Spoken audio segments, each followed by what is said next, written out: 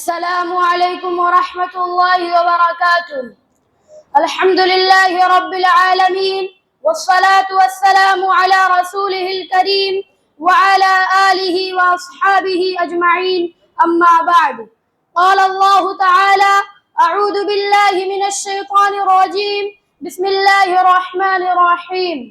या अय्युहल्लज़ीना आमनू ला तअकुलू अम्वालकुम बैनकुम बिल बातिल।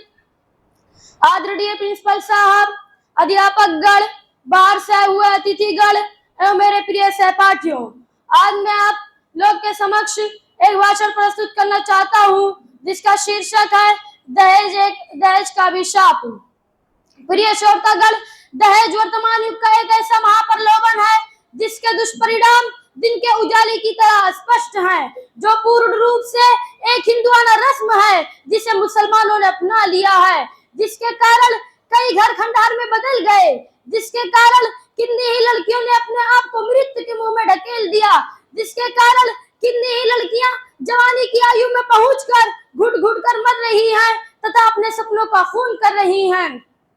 कैसे किसी गरीब की बेटी बने दुल्हन, रिश्ते तलाशे जाते हैं जागीर देखकर। प्रिय श्रोतागण, ईश्वर की वाणी है, या अय्युहल्लज़ीना आमनू ला तअकुलू अम्वालकुम बैनकुम बिल बातिल, अर्थात ऐ ईमान वालो, एक दूसरे के धन का उपभोग अवैध तरीके से ना करो, जबकि किसी के धन को चुराना, उसका उपभोग करना या किन्हीं अन्य गलत तरीके से उपयोग करना अवैध और गलत है। विवाह में लड़की के माता पिता से पैसा या सामान लेना भी अवैध व गलत है। याद रखें कि दहेज गैर धार्मिक प्रथा है जिसका इस्लाम से कोई लेना देना नहीं है। इस प्रथा को समाप्त करने के लिए एक मुसलमान को पैगंबर मोहम्मद सल्लल्लाहु अलैहि वसल्लम के सुन्नत के अनुसार विवाह करना आवश्यक है। जैसा कि पैगंबर मोहम्मद सल्लल्लाहु अलैहि वसल्लम की वाणी है, औरत से विवाह 4 चीजों के आधार पर किया जाता है। नंबर 1, धन के आधार पर, नंबर 2, वंश के आधार पर, नंबर 3, उसकी सुंदरता के आधार पर, या नंबर 4, उसकी धार्मिकता के आधार पर। आप सल्लल्लाहु अलैहि वसल्लम ने कहा, धार्मिक से विवाह करो, और आज हम धार्मिकता को छोड़कर दौलत, खानदान तथा वंश पर ध्यान केंद्रित करते हैं, जिसका इस्लाम में कोई स्थान नहीं है। ईश्वर की वाणी है, इन्नल मुबज़्ज़िरीन कानू इख़वान अश-शयातीन, निसंदेह अनावश्यक खर्च करने वाले शैतान के भाई हैं। शादियां बहुत ही आसानी और सादगी से होनी चाहिए।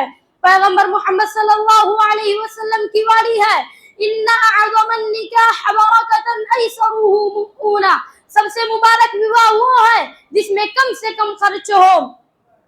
प्रिय श्रोतागण, विवाह को सरल बनाएं ताकि समाज के प्रत्येक माता पिता अपनी बेटी का विवाह सरलता से करा सकें। प्रिय श्रोतागण, इसी दहेज के अभिशाप के कारण अभी कुछ समय पूर्व ही आयशा नामक बहन ने साबरमती नदी के अंदर डूबकर आत्महत्या कर ली, जिस पर एक कवि अंसर नेपाली ने बहुत ही अच्छा नक्शा खींचा है कि सह न पाई थी रोते रोते गुर्बत का बोझ, आयशा ने डूबकर दरिया में कर ली खुदकुशी। आह अंसर मर नहीं जाती है क्यों रस्मे जहेज, दे गई माँ बाप को रोती बिलखती जिंदगी।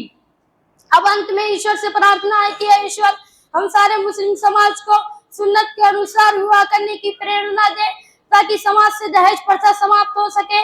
आमीन। व आखिरु दअवाना अनिल हम्दुलिल्लाहि रब्बिल आलमीन। वस्सलामु अलैकुम व रहमतुल्लाहि व बरकातुहू।